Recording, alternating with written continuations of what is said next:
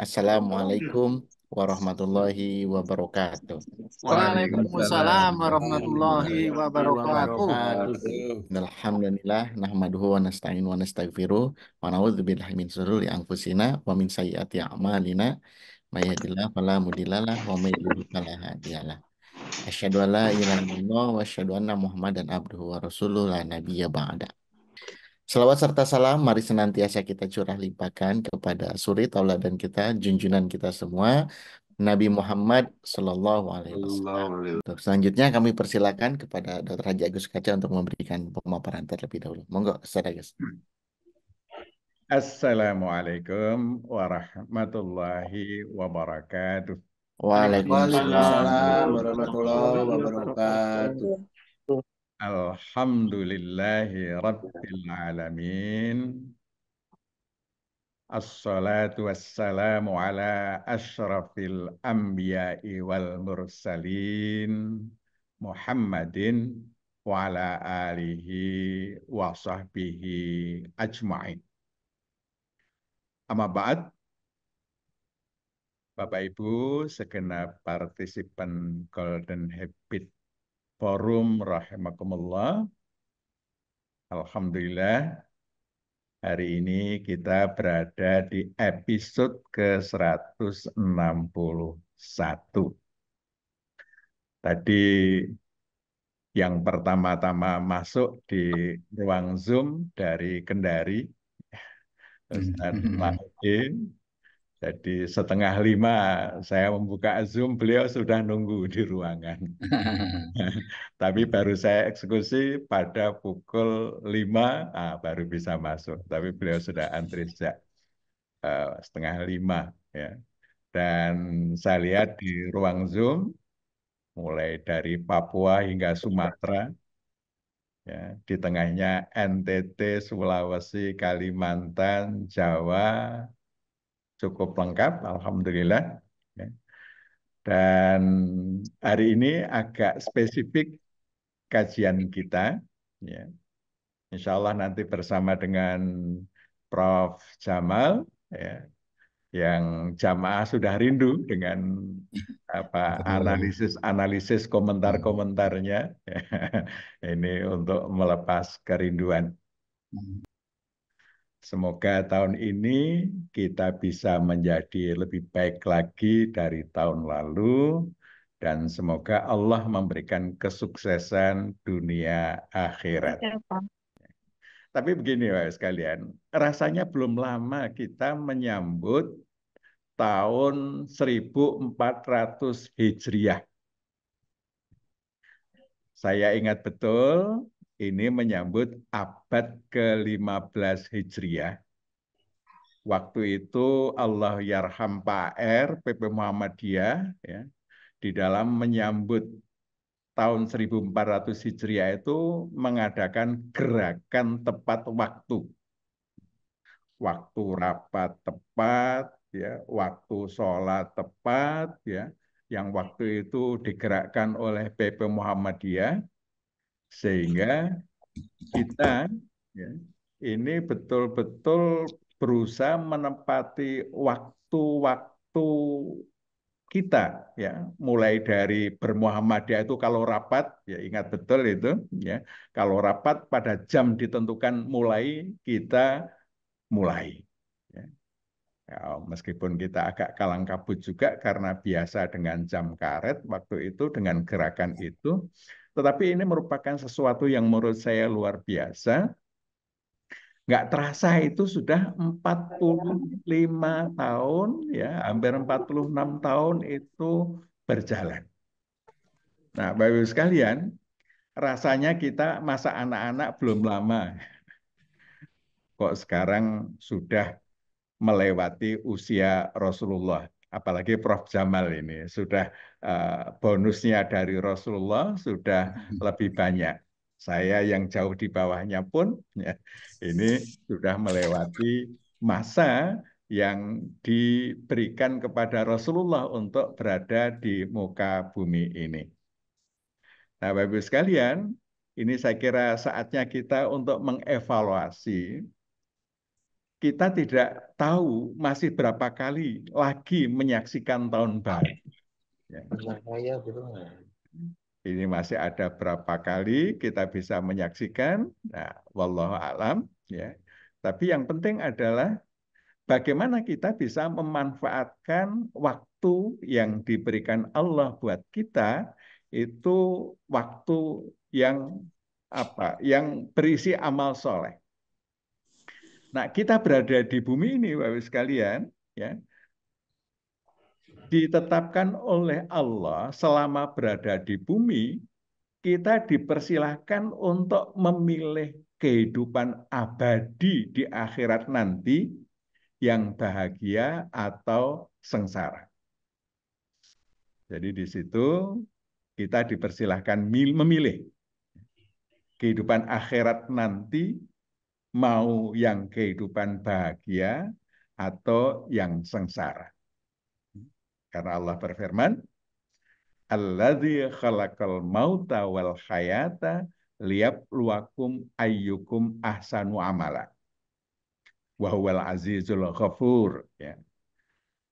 Quran surah Al-Mulk ayat 2 yang menjadikan mati dan hidup untuk menguji siapa di antara kalian yang lebih baik amalnya. Jadi ini adalah tempat kita menjalani ujian, memilih amalan yang baik atau amalan yang buruk. Kalau kita memilih amalan yang baik, maka kehidupan selanjutnya kita akan bahagia. Nah, kita Bapak Ibu sekalian, mulai lahir sampai mati, ya, masing-masing kita diberikan masa hidup selama berada di dunia. Ini kesempatan kita untuk memilih. Nah, masa hidup itu disebut dengan al-asr, ya. Masa mulai lahir sampai mati. Dan al-asr ini dibagi 2 tahapan, ya. Masa anak-anak, di mana kita adalah belajar kehidupan, belum dinilai perbuatan kita. Nah, selanjutnya setelah akil balik, kita menjalani masa mukallaf, di mana setiap aktivitas kita dinilai baik buruknya.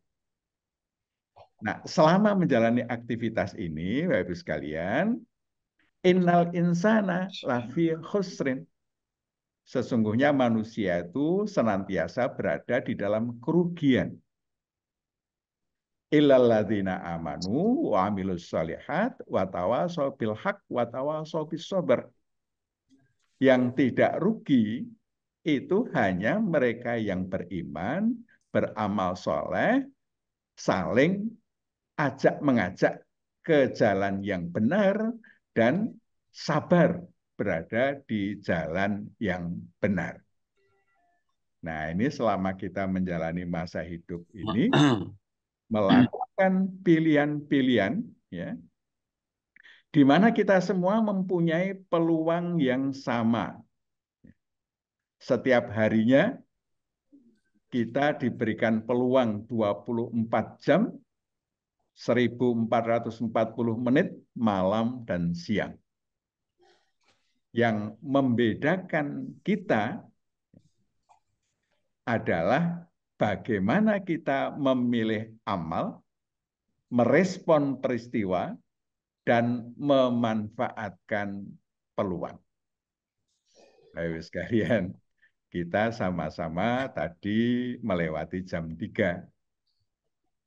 Tapi perbedaan kita adalah terletak bagaimana kita melewati jam 3. Apakah kita sudah bangun, ya? Apakah kita tahajud, apakah kita baca Al-Quran. Itu adalah bagaimana kita memilih amal, merespon peristiwa, dan memanfaatkan peluang-peluang itu. Nah, Bapak Ibu sekalian,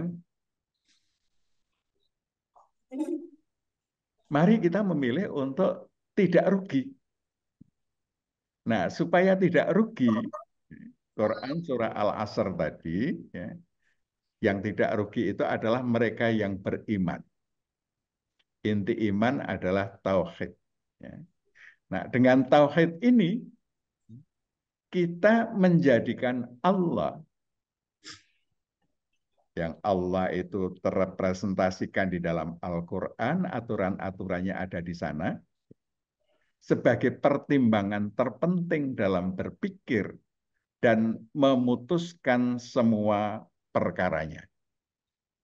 Jadi semua perkara yang kita lakukan, ini yang jadi pertimbangan Allah atau bukan, Quran atau bukan.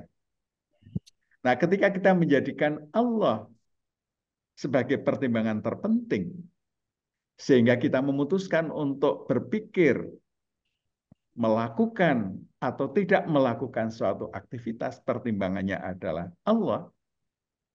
Di situ kita bertauhid. Nah, dari tauhid itu akan menghasilkan apa? Ibadah.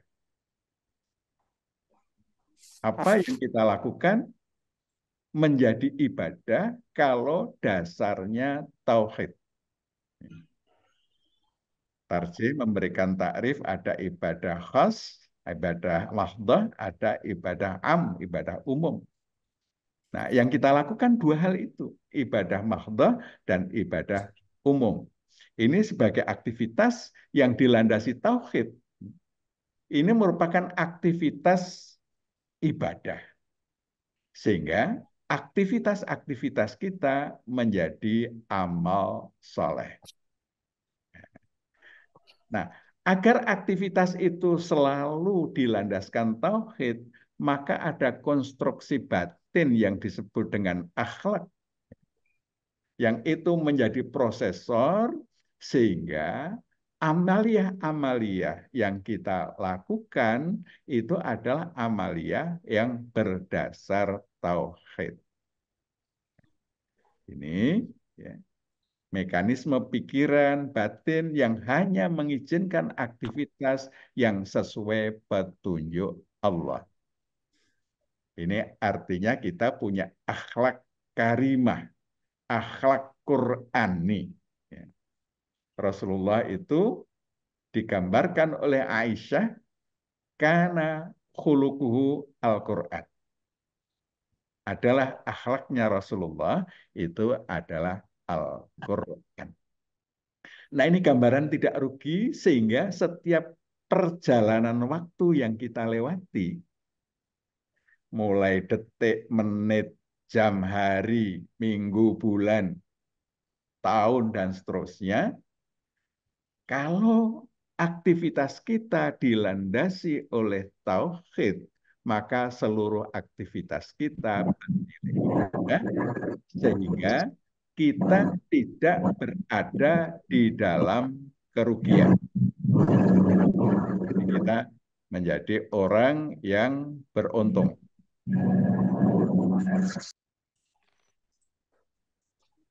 Ini skematiknya demikian. Semua yang kita lakukan di dunia berbasis tauhid, maka aktivitas kita menjadi ibadah sehingga bernilai amal soleh. Nah, Bapak Ibu sekalian, tentu ini sudah kita bahas sebelumnya, ya.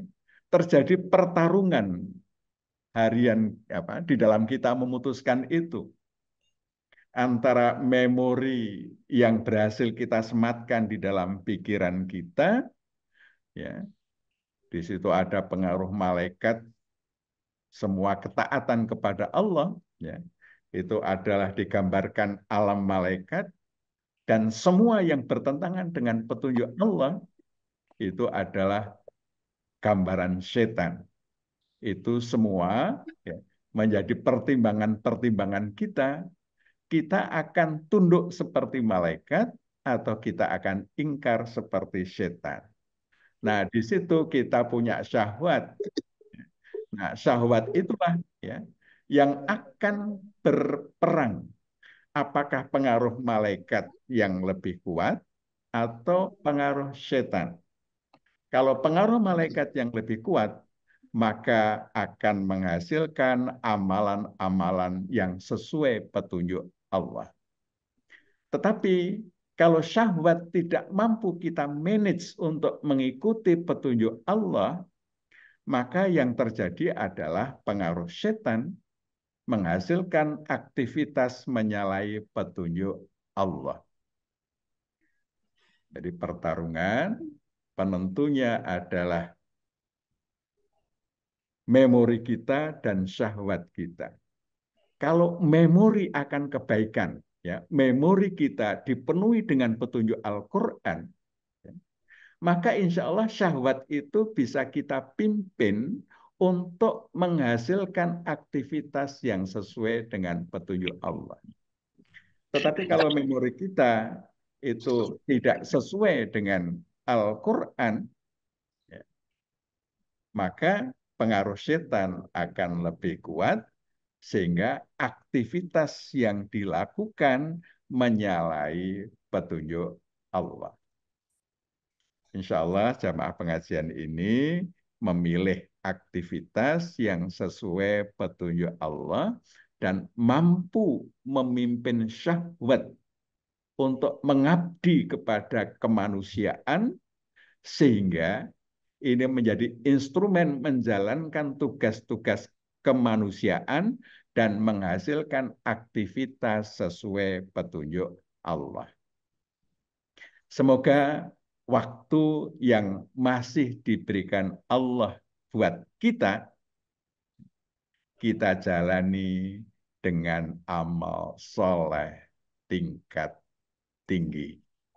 Sehingga keberadaan kita di dunia betul-betul bisa memilih kehidupan akhirat yang bahagia.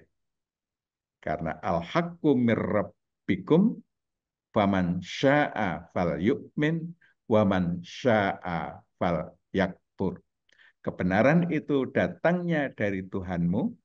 Siapa yang mau beriman silahkan beriman dengan konsekuensi hidup bahagia dunia akhirat. Yang mau kufur silahkan kufur dengan konsekuensi hidup yang tidak bahagia, hidup sengsara dunia akhirat. Insya Allah kita telah memilih, ya, menjalani hidup untuk kebahagiaan dunia akhirat sesuai petunjuk Allah. Demikian Bapak Ibu sekalian, ya. Mudah-mudahan bermanfaat. Nanti insya Allah Prof. Jamal, ya, memberikan perspektif yang lebih lengkap lagi. Atanallah ya kumajma'in, asr minallah fatkun karib. Assalamualaikum warahmatullahi wabarakatuh.